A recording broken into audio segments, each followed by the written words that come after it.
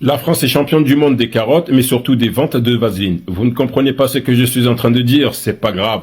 Regardez la vidéo et on en parle juste après. Parce que j'ai l'impression que les automobilistes sont invisibles pour l'instant. On les voit pas. Le gouvernement parle, ils font de l'entre-soi, ils se parlent tous entre eux.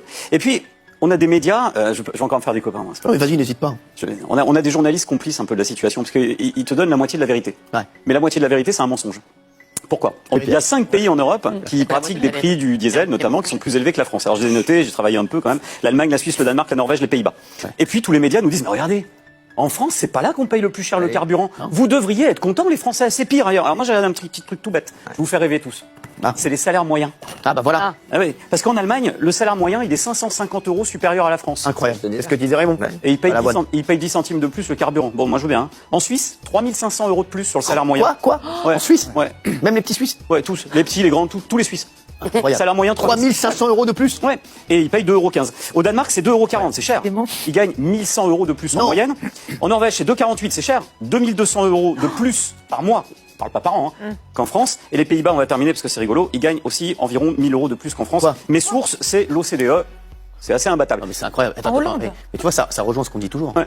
Il faut augmenter les salaires. Vous comprenez pourquoi je vous dis que c'est foutu en France? C'est un peuple de moutons et de pigeons, bon qu'à se faire plumer et à se faire tondre. Mais par contre, ce même peuple, quand il voit un maire élu qui est noir de peau se faire élire à Seine-Saint-Denis, là c'est l'apocalypse. C'est un peuple qui est bon à se faire fister tout au long de l'année, mais quand on leur dit qu'il faut bouger, là ils sont en arrêt maladie, là ils peuvent plus sortir, ils sont fatigués, ils ont des enfants, ils ont leur grand-mère, ils ont tout ce que vous voulez. C'est un peuple qui bouge uniquement lorsque le système lui ordonne de bouger. Et de toute façon, vous vous rappelez l'époque des Gilets jaunes? Ils sont où les Jérôme Rodriguez et Olive, Priscilla, je sais pas quoi, et les Madame Moreau? Où sont-ils? L'essence il est à 2 € passé, 2,50 €, 2,70 € dans certaines villes. Et non, ces gens-là, c'était des vils personnages qui vous ont eu et qui vous ont entraîné dans leur délire, mais surtout eux s'amusaient à passer sur les plateaux télé, ils se sont un peu enrichis, entre guillemets, ils ont fait une notoriété qu'ils n'auraient jamais eu pour votre dos, et aujourd'hui, ils sont planqués comme des cafards ou comme des rats. Parce que les amis, est-ce que vous avez entendu l'écart de salaire? Elle est violente, elle est entre 1500 voire 2500 € dans certains pays européens. Je pensais que l'Europe s'était unie, on devait tous prendre les mêmes décisions, appliquer les mêmes décisions et je ne sais quoi.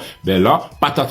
À part l'Allemagne qui a 500 € de plus que la France, et encore 500 € c'est énorme, les Français, eux, ils ont toujours pas bougé. Ils sont là en train de se gratter la tête à savoir s'ils doivent mettre de l'essence pour aller travailler ou remplir leur frigo pour pouvoir manger. C'est une dinguerie. Et vous allez avoir quelques petits comptes de RN ou quelques soumis même de la population qui vont vous dire « Ouais, mais nous, on a la sécurité sociale. » Les mecs, ils vivent en pensant qu'un jour, ils vont tomber malades. Ben, arrêtez de bouffer de la merde et peut-être que vous aurez plus de chances de vivre et de vieillir en bonne santé. Que je peux vous dire que l'origine du mal dans ce pays, en dehors des élites, ben, ça vient bien du peuple. Le peuple qui reste stoïque, amorphe, face à ce qui se passe, mais quand il s'agit de bouger pour stigmatiser son voisin, c'est le premier à se lever. Bon, c'est pas grave parce que via votre léthargie spectaculaire et votre hypocrisie légendaire, je pense que vous avez un stock de vaseline pour pouvoir pallier à ce qui va arriver, à l'augmentation qui va arriver, que ce soit du gaz, essence ou l'électricité. Et vous auriez beau avoir fait un stock de vaseline, la seule chose que je vous conseille, c'est de pas en abuser parce que le plug anal intellectuel que le système va vous placer sera quand même douloureux et vous allez le sentir passer. Donc, en attendant de se faire défoncer et pour tous les moutons qui sont partis voter, je vous souhaite une excellente journée et on se dit à plus. Ciao! Il fut un temps où chaque hausse du prix du carburant mettait la France en ébullition. Les routes se bloquaient, les ronds-points se remplissaient, et la colère trouvait toujours un chemin pour s'exprimer. Aujourd'hui, les prix grimpent encore. Lentement, sûrement. Et pourtant, rien. Pas de grandes manifestations. Pas de mobilisation massive.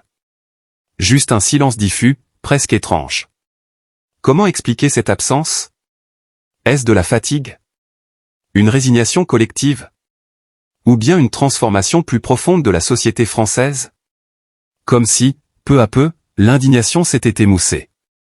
Comme si l'habitude avait remplacé la révolte. Les Français, autrefois si prompts à descendre dans la rue, semblent aujourd'hui absorbés, dispersés, presque amorphes. Mais ce silence en dit long. Il raconte peut-être une autre forme de tension, plus intérieure, moins visible. Une lassitude qui ne crie plus, mais qui pèse. Et la question demeure, ce calme apparent est-il une pause, ou le signe d'un changement durable? Et vous, qu'en pensez-vous?